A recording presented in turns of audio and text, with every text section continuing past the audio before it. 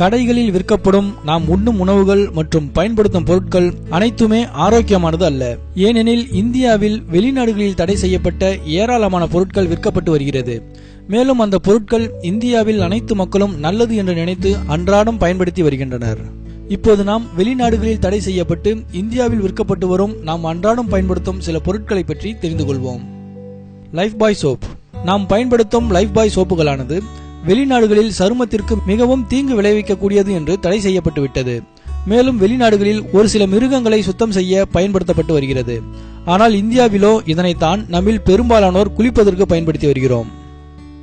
Red Bull energy drinks. Energy drinks என்று விற்கப்படும் Red Bull France, Denmark போன்ற பகுதிகளில் தடை செய்யப்பட்டு விட்டது. ஏனெனில் இந்த பானமானது இதய நோய், மன இறுக்கம், இரத்த அழுத்தம் போன்றவற்றை ஏற்படுத்தக்கூடியது என்பதால் தானாம். ஆனால் இந்தியாவில் இதனை நிறைய மக்கள் ஆற்றலை அதிகரிக்கும் என்று நினைத்து ஏராளமாக வாங்கி குடிக்கிறோம்.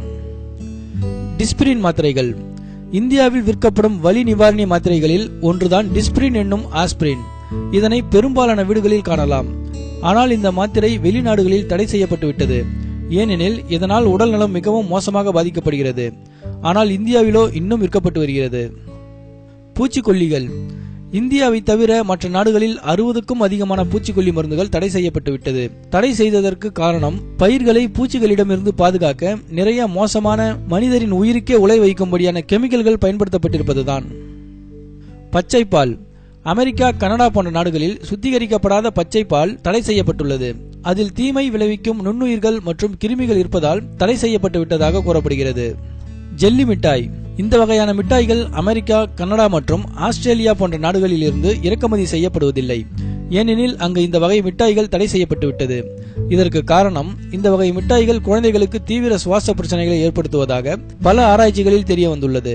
ஆனால் இவை இந்தியாவில் இன்றளவும் ஏராளமாக விற்கப்பட்டு வருகிறது. Kinder Joy chocolate. இந்தியாவில் குழந்தைகள் கிண்டர் ஜாய் சாக்லேட்டை தான் அதிகம் விரும்பி சாப்பிடுவார்கள். ஆனால் இந்த வகை சாக்லேட் அமெரிக்காவில் தடை செய்யப்பட்டு விட்டது. ஏனெனில் இதுவும் குழந்தைகளின் உடல் ஆரோக்கியத்திற்கு மிகுந்த தீங்கை விளைவிக்கிறதாம். டீகோல்டு டோட்டல். இது மற்றொரு பிரபலமான சளி, இருமல் பிரச்சனைகளுக்கு இந்திய மக்கள் வாங்கி சாப்பிடும் ஒரு மாத்திரை. ஆனால் இந்த மாத்திரை பல நாடுகளில் தடை செய்யப்பட்டு விட்டது. ஏனெனில் இது சிறுநீரக பிரச்சனைகளை ஏற்படுத்தும் என்பதால் தான்.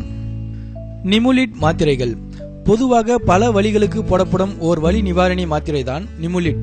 இந்த வகை மாத்திரை அமெரிக்கா, ஆஸ்திரேலியா, கனடா, பிரிட்டன் மற்றும் இதர நாடுகளிலும் தடை செய்யப்பட்டு விட்டது. ஏனெனில் இது கல்லீரல் பிரச்சனைகளை ஏற்படுத்துகிறதாம்.